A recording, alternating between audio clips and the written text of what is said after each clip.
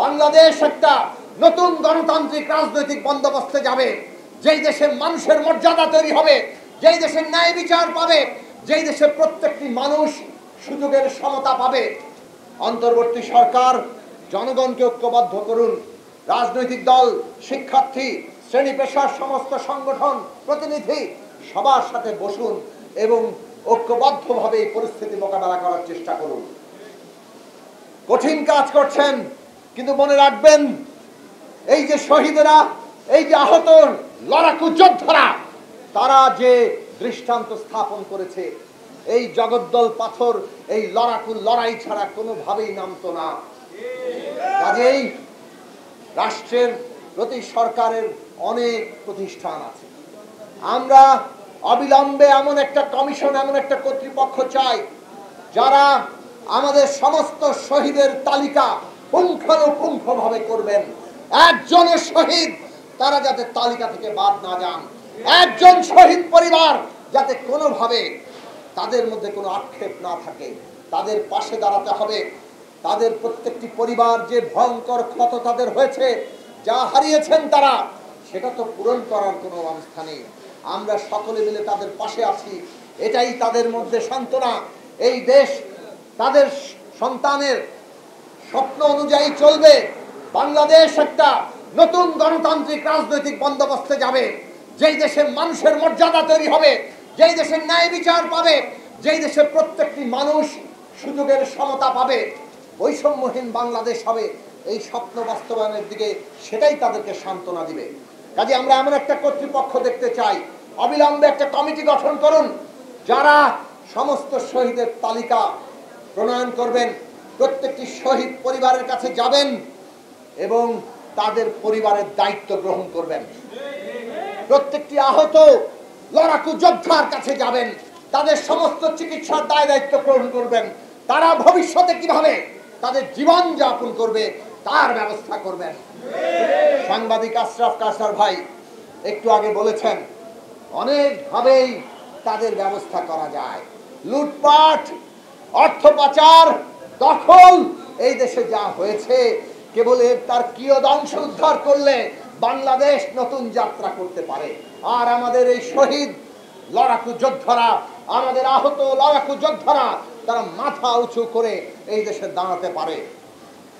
কাজেই সেই দাবি আমরা করব। সকল ব্যস্ততার মাঝেই, সমস্ত গুরুতর রাজনৈতিক রাষ্ট্রীয় জরুরি পরিস্থিতির মাঝেই আমাদের মনে রাখতে হবে, এবং এই শহীদের পরিবার, এই আহতদের প্রত্যেকটি পরিবার, তাদের প্রত্যেকটি অনুভূতি আজকে আমাদের সহায়। আমরা সেই সহায় নিয়েই আগামী দিনের বাংলাদেশ গড়ে তুলতে পারব। সেই জায়গাটা মনে রাখবেন। আমরা বাংলাদেশের প্রত্যেকটি অঞ্চলে যেখানে লড়াইয়ে যারা শহীদ হয়েছেন সেই তালিকা আমরা চাই। আমাদের দলের পক্ষ থেকে আমাদের সীমিত সামর্থ্য অনুযায়ী আমরা চেষ্টা করেছি। গতকাল গার্মেন্টস শ্রমিকদের মধ্যে যারা নিহত হয়েছেন তাদের 26 জনের তালিকা প্রকাশ করা হয়েছে। আজকে মোহাম্মদপুর আদাবর অঞ্চলে ইতিমধ্যে সংগৃহীত তথ্য 22 জন নিহত শহীদ হয়েছেন, 2 জন নিখোঁজ আছেন এখনো, এবং প্রায় 300-র কাছাকাছি এখানে লড়াকু যোদ্ধা আহত, গুরুতর আহত। তাদের তালিকা তৈরি হয়েছে। এটা প্রফেসর ইউনূসের নেতৃত্বাধীন এই অন্তর্বর্তী সরকারের কাছে আমরা দেব। আমাদের সংগঠনের পক্ষ থেকে আরো ঢাকার বিভিন্ন অঞ্চলে, উত্তরা অঞ্চল, মিরপুর অঞ্চল সহ বিভিন্ন জায়গায় আমরা একই ধরনের কাজ করছি। আমরা সেই তালিকাও সামনে আনব এবং অন্তর্বর্তী সরকারের কাছে দেব। আমরা অন্তর্বর্তী সরকারের কাছে আহ্বান জানাই, আরো বিভিন্ন সংগঠন কাজ করছে, সরকারের উচিত সকল তথ্যগুলোকে যথাযথভাবে যাচাই বাছাই করে আমাদের প্রত্যেক শহীদের তালিকা প্রণয়ন করা। সেই কাজে তারা আরো উদ্যোগী ভূমিকা নেবেন। বিভিন্ন জেলা আমরা উদ্যোগ নিয়েছি, আমরা এই কাজগুলো করে যাব এবং আমরা মনে করি বাংলাদেশকে ওই গণতান্ত্রিক বাংলাদেশ, গণতান্ত্রিক বন্দোবস্ত, গণতান্ত্রিক সংবিধান, যেখানে আমার মর্যাদা, ন্যায় বিচার, সুযোগের সমতা আছে, এইটা গড়তে গেলে আমাদের ঐক্যবদ্ধ শক্তি লাগবে।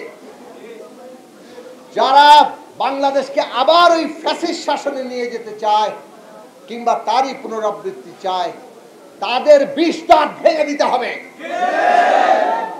নতুন যদি বাংলাদেশ চান, তার নতুন রাজনৈতিক শক্তি দরকার, এবং সেই রাজনৈতিক শক্তি করে তোলার মধ্য দিয়ে আগামী দিনের বাংলাদেশের যাত্রা হবে। সেই লড়াইয়ে আপনাদের পাশে থাকবো, আপনারা ঐক্যবদ্ধ হবেন সেই আশাবাদ রেখে আমি আবারও বাংলাদেশের এই গণ অভ্যুত্থানে সকল শহীদের প্রতি আমাদের অন্তরের অন্তঃস্থল থেকে গভীর শ্রদ্ধা জানিয়ে এবং সকল আহত লড়াকু যোদ্ধার প্রতি আমরা তাদের আমাদের শ্রদ্ধা, আমাদের ভালোবাসা, আমাদের সহমর্মিতা জানিয়ে আমি আমার বক্তব্য শেষ করছি।